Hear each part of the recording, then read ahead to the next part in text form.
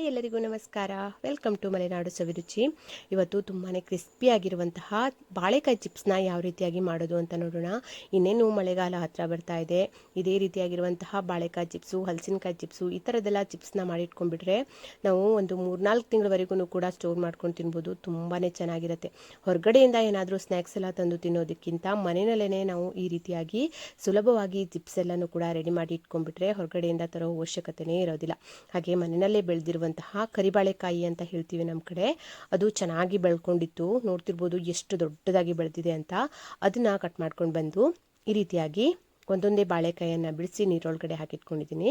ಅದನ್ನು ಈ ರೀತಿಯಾಗಿ ಸಿಪ್ಪೆ ತಕ್ಕೊಳ್ತಾ ಇದ್ದೀನಿ. ನೋಡ್ತಿರ್ಬೋದು ಎಲ್ಲ ಕಚ್ಚಿಗೂ ಈ ಥರ ಚಾಕುವಿನಿಂದ ಗೆರೆ ಎಳ್ಕೊಳ್ಬೇಕು, ಕಟ್ ಮಾಡ್ಕೊಳ್ಬೇಕು. ಆಗ ಒಂದೊಂದೇ ಸಿಪ್ಪೆನ ನಿಧಾನಕ್ಕೆ ಬಿಡಿಸ್ಕೊತಾ ಬರಬೇಕು.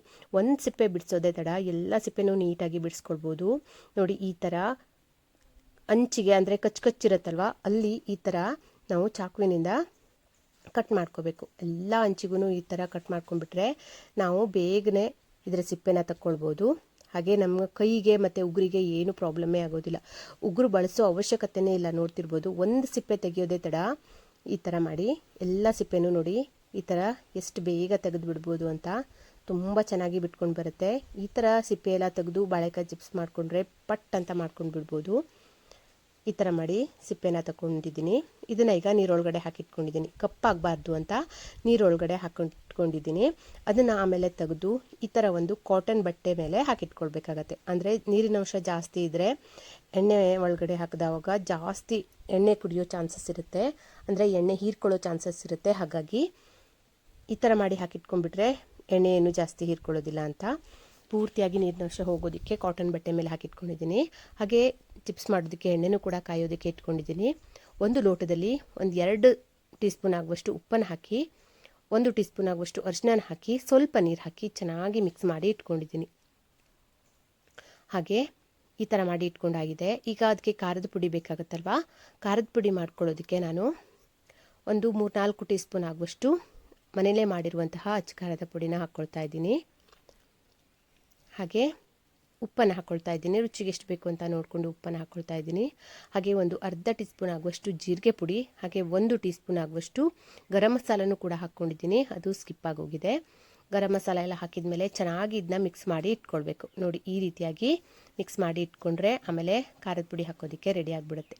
ಈಗ ಎಣ್ಣೆ ಕೂಡ ಕಾದಿದೆ. ನೋಡ್ತಿರ್ಬೋದು, ಈ ಥರ ಒಂದು ಚಿಪ್ಸ್ ಮಾಡೋದು ಸಿಗತ್ತೆ, ಈ ಥರ ಕಚ್ಚಿರುವಂತಹದ್ದು. ಅದನ್ನ ತಂದ್ಕೊಂಡು ಡೈರೆಕ್ಟಾಗಿಯೇ ನಾವು ಎಣ್ಣೆ ಬಂಡಿ ಒಳಗಡೆ ಬಿಡ್ಬೋದು. ಒಂದೊಂದೇ ಬಾಳೆಕಾಯಿನ ಈ ರೀತಿಯಾಗಿ ಬಿಟ್ಕೊಳ್ತಾ ಇದ್ದೀನಿ.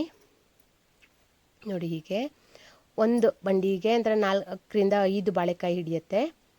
ಈ ಥರ ನೋಡಿ ಎಲ್ಲ ಬಾಳೆಕಾಯಿ ಹಾಕಿ ಆದಮೇಲೆ ನಾವು ಉಪ್ಪು ನೀರು ಹಳದಿ ಹಾಕಿ ರೆಡಿ ಮಾಡಿ ಇಟ್ಕೊಂಡಿದ್ವಲ್ಲ ಅದನ್ನ ಹಾಕ್ಕೊಳ್ತಾ ಇದ್ದೀನಿ. ಈ ಥರ ಮಾಡ್ಕೊಳ್ಳೋದ್ರಿಂದ ಒಂದಕ್ಕೊಂದು ಬಾಳೆಕಾಯಿ ಅಂಟ್ಕೊಳ್ಳೋದಿಲ್ಲ. ತುಂಬ ತಿಳುವಾಗಿನೂ ಕೂಡ ಮಾಡ್ಕೊಳ್ಬಾರ್ದು ಬಾಳೆಕಾಯಿ ಚಿಪ್ಸ್ನ, ಸ್ವಲ್ಪ ದಪ್ಪವಾಗಿಯೇ ಇರಬೇಕಾಗತ್ತೆ. ಆಗ ತುಂಬ ಚೆನ್ನಾಗಿರುತ್ತೆ, ತಿನ್ನೋದಕ್ಕೂ ಕೂಡ ತುಂಬ ಚೆನ್ನಾಗಿರುತ್ತೆ. ಮೊದಲು ಒಂದು ಸ್ವಲ್ಪ ಮಾಡಿ ಇಟ್ಕೊಂಡಿದ್ದೆ, ಅಂದರೆ ಎಣ್ಣೆ ಕಾಯೋದಿದೆಯಾ ಅಂತ ನೋಡೋದಕ್ಕೆ ಒಂದು ಸ್ವಲ್ಪ ಹಾಕ್ಕೊಂಡಿದ್ದೆ, ಅದು ಕೂಡ ರೆಡಿಯಾಗಿತ್ತು. ನಾವು ಎಣ್ಣೆ ಕಾಯೋದ್ರ ಒಳಗಡೆ ಹಾಕಿಬಿಟ್ರೆ ಬಾಳೆಕಾಯಿ ಒಂದಕ್ಕೊಂದು ಅಂಟ್ಕೊಂಡು ಬಿಡುತ್ತೆ. ನೋಡಿ, ಅದಕ್ಕೆ ಈಗ ಈ ರೀತಿಯಾಗಿ ಖಾರದ ಪುಡಿನ ಹಾಕ್ಕೊಳ್ತಾ ಇದ್ದೀನಿ. ಮನೆಯಲ್ಲಿ ಎಲ್ಲರೂ ಖಾರ ಎಷ್ಟು ತಿಂತಾರೆ ಅಂತ ನೋಡಿಕೊಂಡು ಈ ಥರ ಖಾರದ ಪುಡಿನ ಹಾಕಿ ಚೆನ್ನಾಗಿ ಮಿಕ್ಸ್ ಮಾಡ್ಕೊಳ್ಬೇಕು. ಅದು ಹೇಗೆ ಅಂದರೆ ಬಿಸಿ ಇರಬೇಕಾದ್ರೇ ನಾವು ಇದಕ್ಕೆ ಖಾರದ ಪುಡಿ ಹಾಕ್ಕೊಳ್ಬೇಕಾಗತ್ತೆ. ತಣ್ಣಗಾದ್ಮೇಲೆ ಹಾಕಿದ್ರೆ ಹೀರ್ಕೊಳ್ಳೋದಿಲ್ಲ. ಖಾರ ಪುಡಿ ಬೇರೆ ಮತ್ತು ಚಿಪ್ಸ್ ಬೇರೆ ಆಗಿಬಿಡುತ್ತೆ. ಹಾಗಾಗಿ ಆದಷ್ಟು ಬಿಸಿ ಇರಬೇಕಾದ್ರೇ ನಾವು ಇದಕ್ಕೆ ಖಾರದ ಪುಡಿನ ಹಾಕ್ಕೊಳ್ಬೇಕು. ಈಗ ನೋಡಿ, ಎಣ್ಣೆ ಕೂಡ ಸೈಲೆಂಟ್ ಆಗಿದೆ, ಚೆನ್ನಾಗಿ ಬೆಂದಿದೆ. ನಾವು ಇದನ್ನ ಮಿಕ್ಸ್ ಮಾಡ್ತಾ ಬೇಯಿಸ್ಕೊಳ್ತೀವಲ್ಲ, ಆಗಲೇ ಗೊತ್ತಾಗ್ಬಿಡುತ್ತೆ ಅದ್ರ ಸೌಂಡಿಗೆ ಬೆಂದಿದೆಯಾ ಇಲ್ವಾ ಅಂತ. ತುಂಬ ಚೆನ್ನಾಗಿ ಬೆಂದಿದೆ. ಇದನ್ನ ಈಗ ತೆಗೆದಿಟ್ಕೊಳ್ತಾ ಇದ್ದೀನಿ. ಹಾಗೆ ಇದು ಇನ್ನೊಂದು ಬಂಡಿ ಬಿಟ್ಕೊಂಡು ಇದಕ್ಕೆ ಖಾರದ ಪುಡಿನ ಹಾಕ್ಕೊಳ್ತಾ ಇದ್ದೀನಿ. ಮಕ್ಕಳೆಲ್ಲ ತಿನ್ನೋದಾದರೆ ಹೀಗೇ ಇಡ್ಬೋದು, ಯಾಕೆಂದರೆ ನಾವು ಇದಕ್ಕೆ ಉಪ್ಪು ನೀರು ಹಾಕಿರೋದ್ರಿಂದ ಜಾಸ್ತಿ ಉಪ್ಪಿನ ಅವಶ್ಯಕತೆ ಇರೋದಿಲ್ಲ. ಹಾಗಾಗಿ ಮಕ್ಕಳಿಗೆ ಇಷ್ಟ ಆಗುತ್ತೆ ಅನ್ನೋದಾದರೆ ಹಾಗೇ ಇಡ್ಬೋದು ಚಿಪ್ಸ್ನ.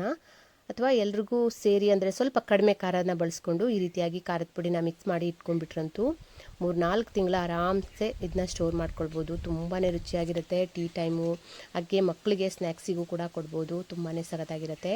ಈ ಥರ ಸ್ಟೀಲ್ ಡಬ್ಬದಲ್ಲಿ ಸ್ಟೋರ್ ಮಾಡಿ ಇಟ್ಕೊಂಡ್ರಂತೂ 3-4 ತಿಂಗಳು ಆರಾಮ್ಸೆ ಸ್ಟೋರ್ ಮಾಡ್ಕೊಳ್ಬೋದು.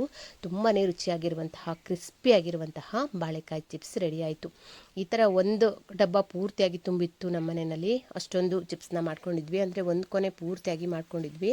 ನೋಡ್ತಿರ್ಬೋದು ಎಷ್ಟು ಕ್ರಿಸ್ಪಿಯಾಗಿ ಬಂದಿದೆ ಅಂತ. ಮುಟ್ಟಿದರೆ ಸಾಕು ಈ ರೀತಿ ಪಟಪಟ ಅಂತ ತುಂಡಾಗುತ್ತೆ, ಅಷ್ಟೊಂದು ಚೆನ್ನಾಗಾಗಿದೆ. ನೀವು ಕೂಡ ಈ ರೀತಿಯಾಗಿ ಒಮ್ಮೆ ಟ್ರೈ ಮಾಡಿ ಹೇಗೆ ಬಂತು ಅಂತ ಕಮೆಂಟ್ ಮಾಡಿ ತಿಳಿಸಿ. ಹಾಗೆ ನನ್ನ ಈ ವಿಡಿಯೋ ನಿಮಗೆ ಇಷ್ಟ ಆಗಿದ್ದರೆ ಪ್ಲೀಸ್ ಒಂದು ಲೈಕ್ ಮಾಡಿ ನಿಮ್ಮ ಫ್ರೆಂಡ್ಸ್ ಆ್ಯಂಡ್ ಫ್ಯಾಮಿಲಿಗೆಲ್ಲ ಶೇರ್ ಮಾಡ್ಕೊಳ್ಳಿ. ಯಾರೆಲ್ಲ ಮೊದಲನೇ ಸರಿ ನನ್ನ ವಿಡಿಯೋ ನೋಡ್ತಿದ್ರಾ ಪ್ಲೀಸ್ ಮಲೆನಾಡು ಸವಿರುಚಿನ ಸಬ್ಸ್ಕ್ರೈಬ್ ಮಾಡ್ಕೊಳ್ಳಿ. ಮುಂದಿನ ವಿಡಿಯೋದಲ್ಲಿ ಸಿಗ್ತೀನಿ.